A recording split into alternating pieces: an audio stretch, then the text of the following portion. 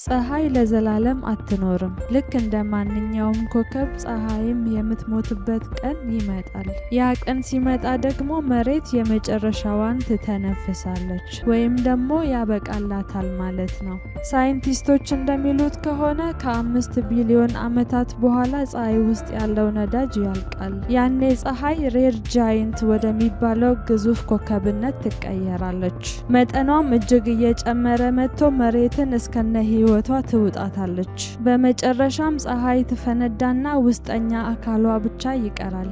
ይሄ ደግሞ ዋይት ድዋርፍ ይባላል። ብርሃኗ እየደበዘዘ ይሄድና ፀሐይ ወደ ጨለማ ትቀየራለች ማለት ነው። ፀሐይ ትሞታለች ስንል ይሄንን ማለታችን ነው። ይሄ ሁሉ ከመሆኑ በፊት ግን እኛ የት እንኖር ይሆን? ሌላ ፕላኔት አግኝተን ይሆን ወይስ እንደ ታሪክ እንቀራለን? ሀሳባችሁን በኮሜንት ግለጹልኝ። ስለ ተፈጥሮ እንወቅ፣ አብረን እንማር።